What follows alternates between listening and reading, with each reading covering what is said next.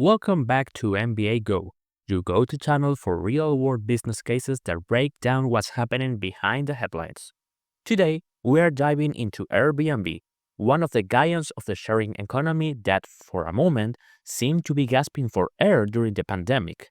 You know, remember 2029? Like 5 years ago? That year was the year where Airbnb was aiming for an IPO.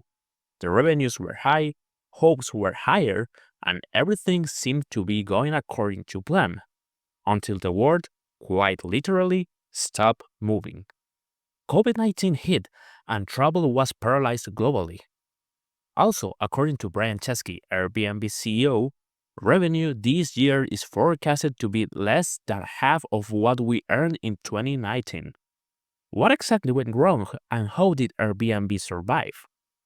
Just picture this. In early April 2020, Airbnb's VP of Finance was pacing nervously. The previous week, he had spoken with Airbnb's creditors, and it was clear the credit line extension their request was not happening.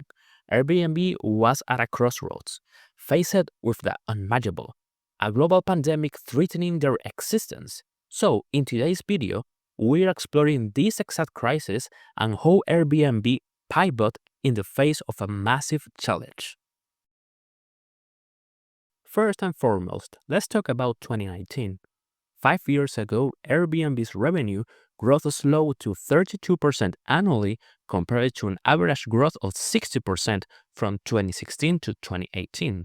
But still, they had about $2 billion in cash, hadn't touched their $1 billion credit line, and managed to be free cash flow positive. But in early 2020, it all started to crumble. The pandemic led to a staggering 42% drop in gross nights and experiences booked by March 2020 compared to the previous year. Airbnb also faced backlash from its hosts when it allowed the guests to cancel the bookings with full refunds, leaving many hosts with significant losses. Some hosts lost as much as $70,000 in bookings and they were barely compensated. Another striking example during this time was Airbnb's internal cost-cutting measures. For example, Airbnb froze hiring. They cut $800 million in marketing spend, and the founders even decided to forgo their salaries.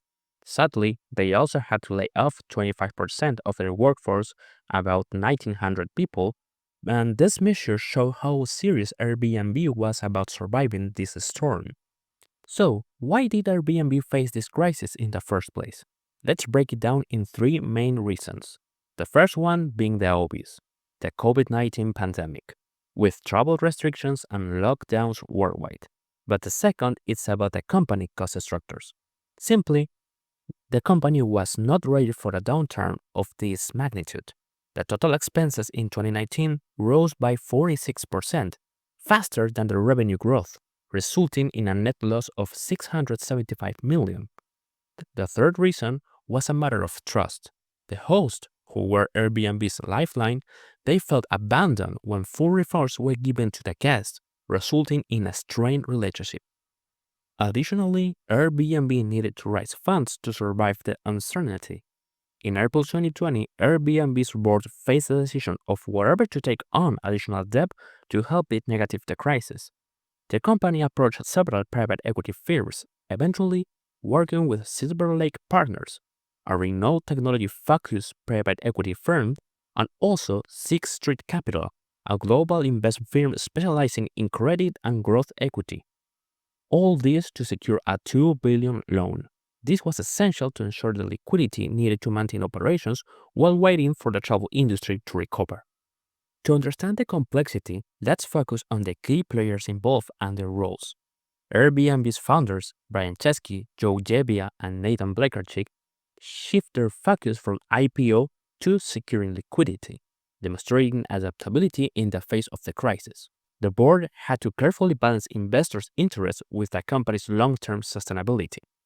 Silver Lake Partners and Sixth Street Capital faced significant risk by investing in Airbnb during a time of uncertainty. The key risks include potential of the travel industry not recover quickly, the impact of prolonged lockdowns on Airbnb's revenue, and the possibility of Airbnb not able to go public as planned, which would limit the investors' exit options. Additionally, there was a risk that the broader economic downturn could further strain Airbnb's liquidity. To mitigate this risk, the deal was structured with a first lien and a second lien loans, giving the investors a priority claim on Airbnb's assets in case of default. The deal also included warrants, which allowed the investors to participate in Airbnb's future growth if the company rebounded, thus providing a potential upside to balance the downside risk. This combination of liens and warrants provided both security and a potential for significant returns, making the deal attractive despite the inherent risk. We must remember that Airbnb started as Airbed and Breakfast in 2007 as a way for Chesky and Divya to pay their rent. They got their first big break after getting into Y Combinator, which gave them 20 grants for a 6% stake in 2009. 10 years later, by 2019, Airbnb was valued at $31 billion after raising multiple rounds of venture capital from investors such as Sequoia Capital, Anderson & Horowitz, Founders Club, TPG, Hill House Investment, General Atlantic, Tire Global Management, and Capital G. However, the pandemic significantly impacted this valuation, illustrating challenges Airbnb faced compared to its previous heights, and valuation declined to around $12 billion during this time. To combat the financial strain caused by the pandemic, Airbnb took several strategic actions aimed to cutting costs and ensuring liquidity. One of the first actions was to suspend all marketing campaigns, saving approximately $800 million. This drastic reduction in expenditure allowed Airbnb to focus on maintaining core operations. The company also introduced an initiative called Online Experiences, a pivot from the traditional in-person experiences. This product allowed hosts to offer virtual cooking classes, tours, and other activities. This helped generate some much-needed cash flow during the lockdowns. By the time Airbnb raised the $2 billion from Silver Lake Partners and Sixth Street Capital in the form of high-interest loan, this raised the concerns due to increased financial burden. Additionally, issuing warrants diluted shareholder stakes, creating conflicts between the management's long-term growth focus and the VC's investors' desire for returns. To mitigate all these concerns, Airbnb balanced liquidity needs with growth goals, aligning interests through transparency and emphasizing long-term strategy. Alongside these actions, Airbnb reduced its workforce by 25%, saving significant costs while restructuring to focus on more resilient areas of the business. But despite these harsh measures, the founders made a point to communicate directly with their employees and community, emphasizing transparency and long-term optimism, which helped to maintain a sense of unity and purpose during these tough times. In addition, Airbnb shifted its corporate and business level strategy to focus toward local stays. With the international travel on hold, the company pivoted to encourage domestic tourism, highlighting remote stays close to urban areas where people could escape for short vacations. This strategy not only allowed Airbnb to leverage changing consumer preferences during the pandemic, but also played a key role keeping the platform active with bookings, albeit at lower levels than before the pandemic. Now, what's next for Airbnb? Actually, the company went public in December 2020 with a valuation of $87 billion, far exceeding expectations. This resilience highlighted the founders' adaptability and the brand's fit in the market. However, delaying the IPO until 2022 could have allowed Airbnb more time to recover from the pandemic, potentially leading to higher valuation. The internal rate of return for the billion-dollar investment made by Silver Lake Partners and the Sixth Street Capital was estimated in 14% using a Black-Scholes formula, a fair return given the risks and uncertainties at the time. For existing shareholders, delaying the IPO could have minimized the share dilution and ensured a larger share of future profits, avoiding immediate pressure from the warrant insurance and high interest debt. To wrap it up, Airbnb faced an existential crisis in 2020, but through quick decisions, cost reductions, and focus on their core values, they survive and thrive.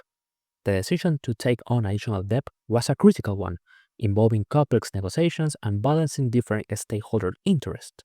The involvement of Silver Lake Partners and Sixth Street Capital provided the much-needed runway to get through the crisis, though it came at the cost of giving up equity and taking on significant debt. If you liked today's breakdown, please give us a thumbs up and subscribe. Comment below of what you think was Airbnb's smart move during the crisis, and don't forget to check our other videos on more fascinating business cases. See you next time on MBA Go!